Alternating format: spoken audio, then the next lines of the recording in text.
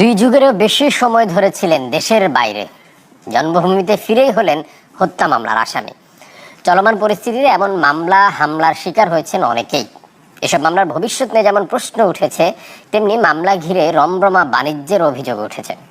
আর আমি যেহেতু কোনো রাজনীতির সাথে যুক্ত না, আমি না আওয়ামী লীগ করি, না বিএনপি করি, বা কোনো রাজনৈতিক দলের সদস্য আমি না, তাহলে এই আন্দোলনে আমার সম্পৃক্ত হওয়ারও কোনো প্রশ্ন ওঠে না। আর তৃতীয়ত হচ্ছে যেই ব্যক্তি এই মামলাটা করছে, এই মামলার এই গাছা থানার মামলার যিনি বাদী, উনি তো আমাকে চিনেন না, উনি আমার নামও জানার কথা না, অথচ এখানে আমার নাম, আমার পিতার নাম সহকারে এই মামলায় দেওয়া হয়েছে। প্রায় 2 যুগ ধরে ভিনদেশে থাকেন ডক্টর নুরুল ইসলাম শেখ। নরওয়ের অসলো বিশ্ববিদ্যালয় কলেজের সহকারী অধ্যাপক তিনি। সময় পেলে জন্মভূমির টানে ছুটে আসেন বাংলাদেশে, কিন্তু এবার মুখোমুখি হন তিক্ত অভিজ্ঞতার। এটাই যদি দেশের কাছে আমাদের পাওয়ার থাকে, তাহলে দেশকে ভালোবাসে এই দেশে আমি ফ্যামিলি নিয়ে এসে বসে আমার বাচ্চা কাছে বলে নরওয়ের নাগরিক। আমি চাই যে এই দেশের জন্য আমরা কিছু করি, দেশকে কিছু দিই, কিন্তু পারলাম কোথায়? বারবার এখানে নিশ্চিত কেন?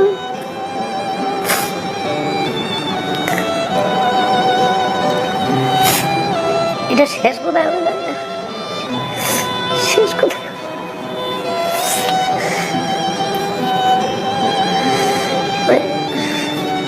আমার মনে হয় শেষ পর্যন্ত দেশ থেকে চলে যেতে হবে, যা আছে সম্পদ বেঁচে টেজা হয়তো চলে যাবো ফ্যামিলি নিয়ে, আর কি করবো? ছাত্র জনতার গণ আন্দোলনে পুলিশের গুলিতে নিহতের ঘটনায় করা হত্যা মামলার আসামি এই শিক্ষক।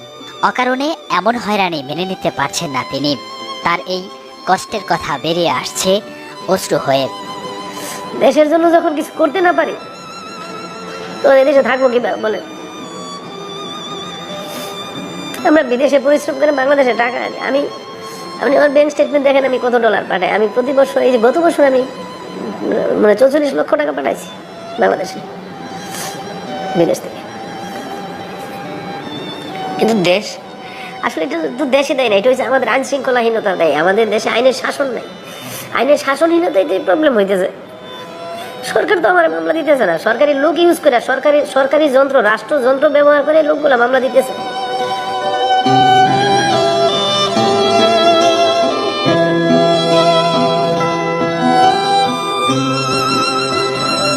গত 24 আগস্ট গাজীপুর মেট্রোপলিটনের গাছা থানার হত্যা মামলায় শেখ হাসিনা সহ 85 জনের নাম উল্লেখ করে আসামি করা হয়েছে অজ্ঞাত কয়েকশো জনকে।